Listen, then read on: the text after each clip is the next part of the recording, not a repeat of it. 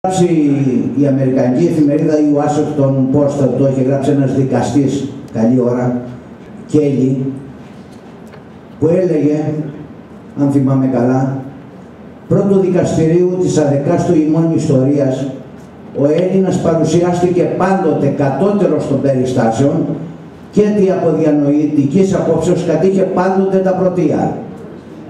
Πλούσιος σε σοφία αλλά φτωχός σε φρόνηση. Ευφιέστατος αλλά και φανατισμένος, δραστήριος αλλά και αμέθοδος, θερμόαιμος αλλά και αψύκορος, πείσμον αλλά και πολεμιστής. Εμεγαλούργησε το 1821 για να το διακυβεύσει το 1897. Ετριπλασίασε την Ελλάδα το 1912-13 και παρολίγο να την κυδεύσει το 1922. Ανέδειξε τον Σωκράτη για να τον δηλητηριάσει, τον Θεμιστοκλή για να τον αποπέμψει, τον Αριστίδη για να τον εξορίσει, τον Κολοκοτρώνη για να τον φυλακίσει. Κόπτεται τη μία στιγμή για την αλήθεια και την άλλη στιγμή μισεί τον αρνούμενο να υπηρετήσει το ψεύδος. Και κατέληγε, θαυμάζετε τον, ηχτήρατε τον, ταξινομήσατε τον εάν μπορείτε. Εάν λοιπόν αυτός ο λαός βγάλει όλα τα θετικά του στοιχεία από μέσα, θα αλλάξει και η Ανάσταση. Μετά την Ανάσταση του ανθρώπου θα έρθει και η Ανάσταση της Ελλάδος στις 6 Μαΐου του 2012.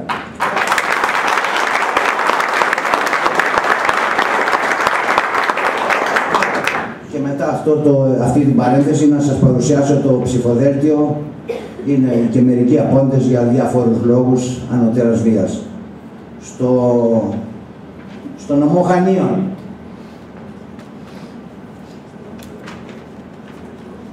Οι υποψήφοι είναι ο κύριος Γκριγκάς, αξιωματικός στην Υποστρατεία της Ελευθερίας.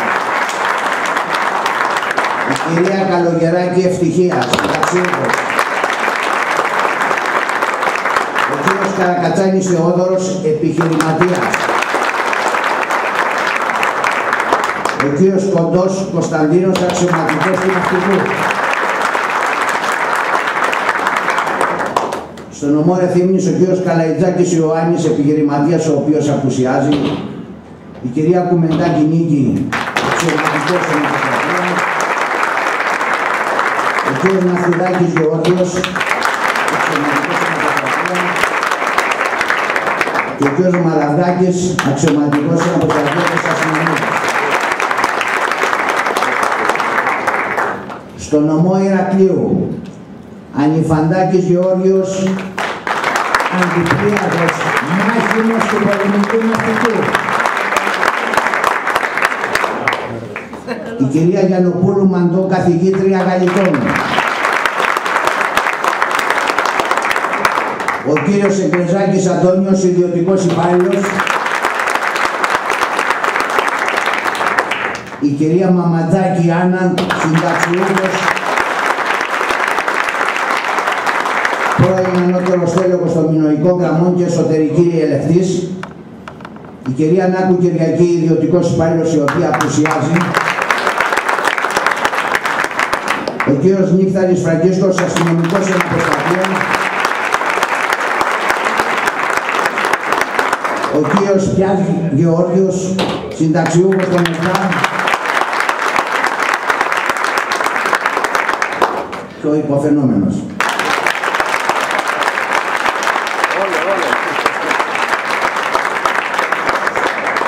Στο νομό Λασιθίου είναι ο κύριος Αηλαμάκης Γεώργιος, αξιωματικός εν αποστασία, και η κυρία Κερεζάκη Σταυρούλα, ιδιωτική υπάλληλος που είναι απούσα.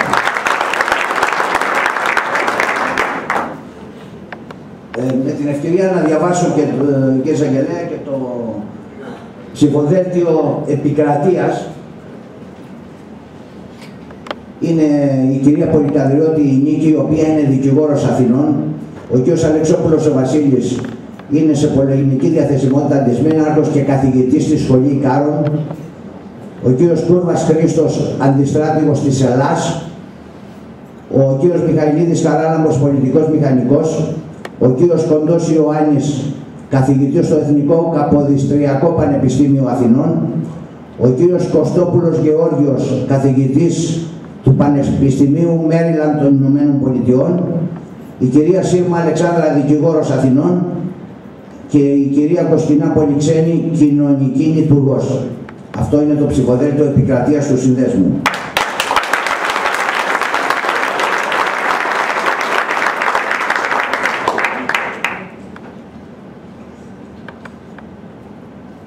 Θα ήθελα και πάλι να σας ευχαριστήσω εδώ για την παρουσία σας. Χρειάζεται αγώνας μέχρι την Κυριακή το βράδυ για να ξεσηκωθούν τα κανάλια και να ψάχνουν να δουν ποιος είναι ο Σύνδεσμος Εθνικής Ενότητας, που δεν τον προλάβουν καθόλου τα αθηναϊκά κανάλια. Ευτυχώς τα περιφερειακά κανάλια, κύριε Εισαγγελέα, μας δίνουν κάποιο χρόνο να προβάλλουμε τις θέσεις και τις απόψεις του κόμματος. Σας ευχαριστούμε πάρα πολύ και ακούστε με προσοχή το τραγούδι που σας είπα προηγουμένως. Και να μπουν δυνατόν επάνω οι βουλευτές για να στείλει ο κόσμος. Οι υποψήφοι. Περάστε πάνω γιατί... Ελάτε πάνω οι υποψήφοι να βγάλουν το τραγούδι.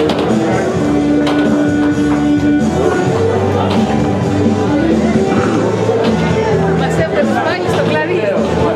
Όχι, δεν πρέπει να...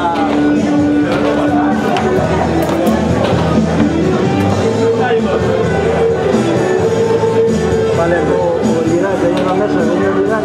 Όχι, κάτω, κοιτά, δεν είναι τούτο. Μαύρο. Είναι στα δύο του τότε. Πώς γιατί είπες ο Λιράς εδώ πέρα. Ένταση. Ναι, ναι.